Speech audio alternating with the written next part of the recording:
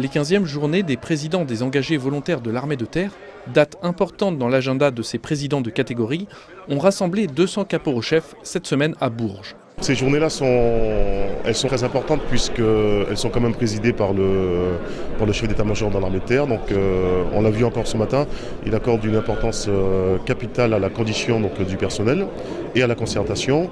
Donc pour les nouveaux, celui qui vient d'être élu, c'est important, donc ça permet aussi de rencontrer d'autres présidents, de partager les mêmes problématiques qu'on rencontre essentiellement. Mais avant tout, ça reste quand même des 3 jours d'information. 3 jours d'échanges et d'informations apportés en direct par la DRHAT, la CABAT ou encore le MAT, et une intervention très attendue du chef d'état-major de l'armée de terre.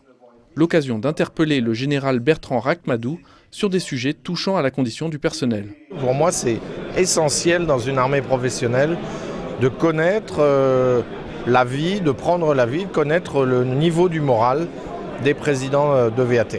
Ils sont élus. Ils représentent véritablement leurs camarades, leur unité. Ils ont l'oreille du commandement, de leur chef de corps, des officiers, des sous-officiers. Et ils sont véritablement en mesure de me dire, et ils ne se gênent pas pour le faire, ce qui va, ce qui ne va pas.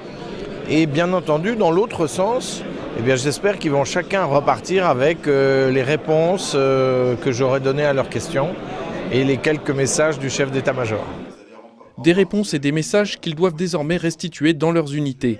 Car le travail de ces présidents de catégorie est bien de relayer l'information auprès des soldats. Une tâche importante en cette période de livre blanc.